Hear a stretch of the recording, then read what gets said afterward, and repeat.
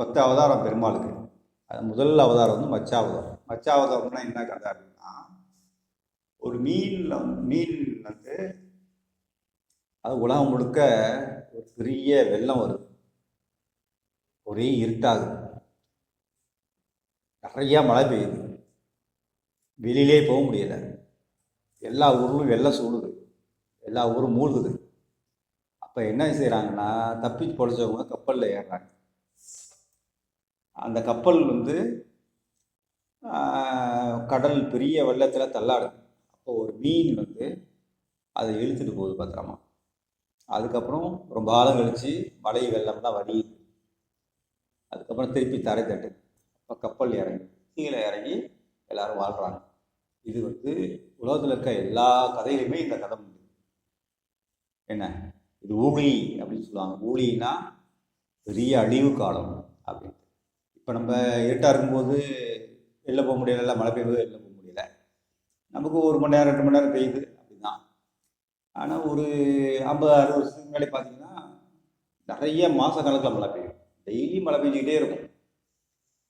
அப்போ வீடெல்லாம் விழுவும். என்ன வீடு கட்டாலும் அப்படியே கசியாக இருக்கும். அந்த அளவுக்கு மழை பெய்யும். அப்போ அந்த ஊழிக்கால கதை அப்படிங்கிறது வந்து நம்மள்டையும் உண்டு.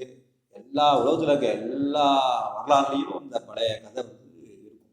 நம்ம கதையில் வந்து மீன் காப்பாற்றினா சொல்லுவாங்க, மற்ற கதையில் கப்பலில் ஏறி போனா சொல்லுவாங்க. ஆக எப்படி இருந்தாலும் எல்லாருக்கும் ஒரே கதை. பெரிய அழிவு காலம். அப்போ வந்து நிறைய மழை பெய்யுது, இருட்டாக இருக்குது, தாவரங்கள் இல்லை, சாப்பிட்றதுக்கு எதுவுமே இல்லை. இப்போ கப்பலில் ஏறி தப்பிச்சு மழை விட்டதுக்கப்புறம் தண்ணியெல்லாம் வடிஞ்சதுக்கப்புறம் நம்ம தரையிறங்கினதா கதை. இப்போ நம்ம இதெல்லாம் பார்க்குறோம்ல, கடல் உள்ளே போகிறதெல்லாம் பார்த்துருக்கோமா? சுனாமியெல்லாம் பார்த்தோமா? சினிமாலாம் பார்த்துருக்கீங்களா? ஜப்பானுடைய மொழியில சுனாமி பேரலை. அது மாதிரி எல்லா கதையிலையுமே உண்டு. அது மாதிரி நம்ம கதையிலையும் உண்டு. நம்ம கதையில் முதல் கதையே வந்து மச்சாவதார கதை. மச்சம்னா மீன் சொல்லிட்டோமா? இந்த கதை மச்சாவதார கதை என்ன அப்படின்னா, முனிவர் வந்து தலைக்கு காலில் போய் குளிச்சுட்டு வருவோம் ஆற்றுல. இப்போ வந்து நம்ம வீட்டில் குளிக்கிறோம், அந்த ஆற்றுல ஆறு குளத்தை தான் குளிப்பாங்க. போய் குளிச்சுட்டு வரும்போது டெய்லி குளிச்சுட்டு வந்துருக்காரு. ஒரு நாள் குளிக்கும்போது ஒரு மீன் கையில் மாட்டுது, சின்னோண்டு மீன். அந்த மீன் சொல்லுது, பெரிய மீன்லாம் என்னை சாப்பிட முடியாது, என்னை காப்பாற்றுங்க அப்படின்னு. இவர் என்ன செய்கிறார், அந்த முனிவர், சரி ரொம்ப சின்னதாக இருக்குது அப்படின்னு சொல்லி வீட்டில் கொண்டாந்து ஒரு சின்ன சொம்பளை போடுறாரு. அடுத்த நாள் பார்த்தா அது சொம்ப அளவுக்கு பெருசாகிடுச்சு. அடுத்த நாள் குண்டால் போடுறாரு, பெருசாகிடுச்சு குண்டா அளவு. அதுக்கப்புறம் பெரிய அண்டால போடுறாரு, அண்டா அளவுக்கு பெருசாகிடுச்சு. அடுத்த நாளே கதை என்ன, அது மாதிரி தான் யோசிக்கணும். ஒரே நாளில் பெருசாகுமான்னு கேட்கக்கூடாது. என்ன அதுக்கு அடுத்த நாள் கொண்டு போய் இவ்வளோ பெருசாக நம்ம வச்சுட்டு இருக்க முடியாது, மூச்சு திணறோம்ல. ஒரு அண்டா, ஒரு மீன் தொட்டி இருக்குது. ஒரு மீன் சின்னதாக இருந்தால் அலைகிறதுக்கு நல்லா இருக்கும். அடுத்த நாள் இந்த மீன் தொட்டி அளவுக்கு மீன் இருந்துச்சுன்னா அதனால் வாழ முடியுமா? மூச்சு திணறும், அசைய முடியாது. சரியா? அப்போ உயிர் வாழ்றதே கஷ்டமாக இருக்கும். அப்போ நம்மளே என்ன செய்வோம், பெரிய இடத்துல கொண்டு போய் போடுவோம். அது மாதிரி கொண்டு போய் குளத்துல போடுறாரு. பார்த்தா அடுத்த நாள் குளம் அளவு பெருசாகிடுச்சு. ஏன்னா இதுக்கப்புறம் முடியாதுன்னு சொல்லிட்டு கொண்டு போய் கடலில் விடுறாரு. குளம் அளவுக்கு பெருசாக இருக்க மீன் அவரால் தூக்க முடியுமா? ஆனால் இது கதை என்ன, திருப்பி ஞாபகம் வச்சுக்கணும்.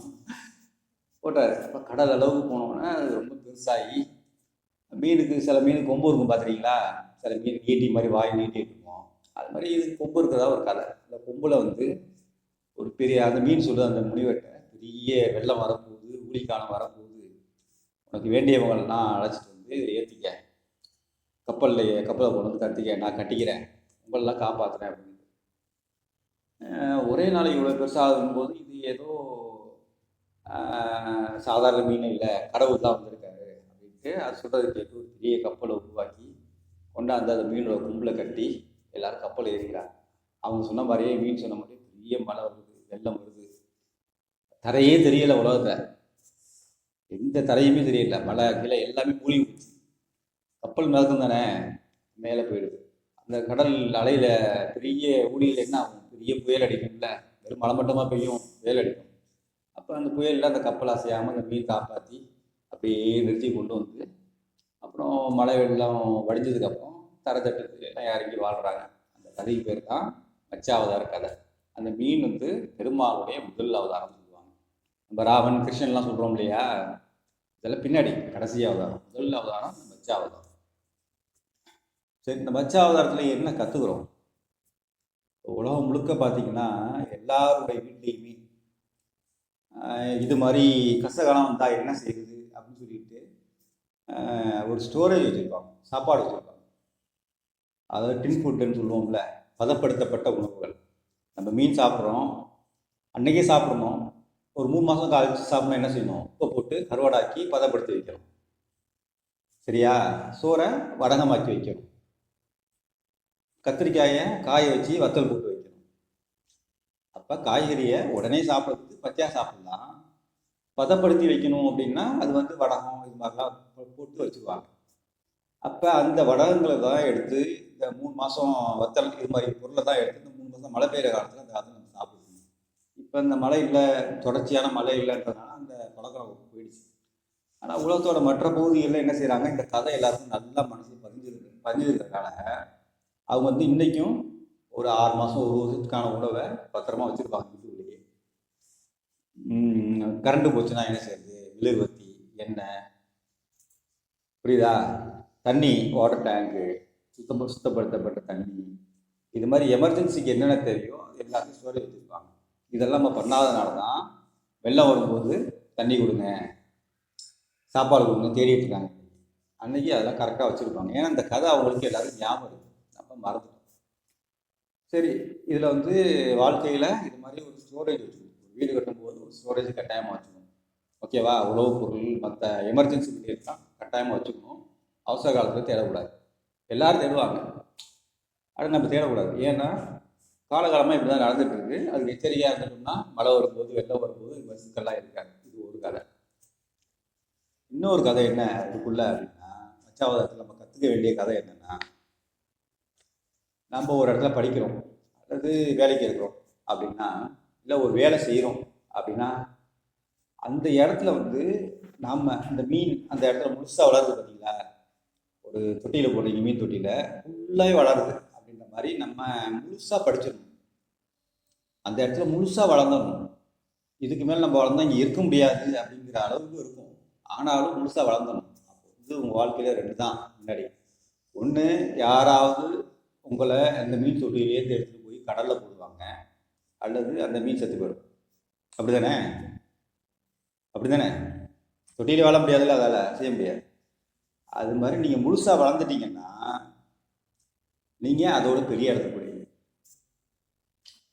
படிக்கிறீங்க, முழுசாக படிச்சிட்டிங்கன்னு வச்சுங்களேன், அந்த இடத்துல நீங்கள் அடுத்த ஸ்டேஜுக்கு போயிடுவீங்க. அதானே? 7th படிக்கிறீங்கன்னா 7th ஃபுல்லாக படிச்சுன்னா 8th போய் தான் ஆகும். படிக்கலாம் அங்கேயே இருக்கும்.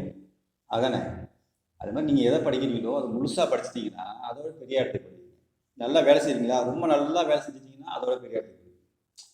நம்ம திறமை இருக்குது, அந்த திறமையை ரொம்ப நல்லா வளர்த்துட்டிங்கன்னா அந்த திறமைக்கான உயர்ந்த இடத்துக்கு போயிடுவீங்க. அதாவது கடலுக்கு போயிடுவீங்க. வளர்த்துக்கிட்டே போனீங்கன்னா நீங்கள் கடலுக்கு போயிடுவீங்க. அது முன்னேறது வந்து வெளியில் இல்லை. யாரோ கொண்டு வந்து நம்மளை மேலெல்லாம் வைக்க மாட்டாங்க, யாரோ கொண்டு போய் கடலில் போட மாட்டாங்க. நம்ம முழுசாக வளர்ந்துட்டோம்னா வேறு வழியே இல்லை. ஒன்று நம்மளை கடலில் போட்டுருவாங்க, இல்லை நம்ம செத்துக்கிறோம். அவ்வளோதானே? இப்போ முழுசாக வளரணும். அதுதான் அந்த மச்சாவதத்தில் உள்ளேயும் வெளியே இருக்க 2 கதை.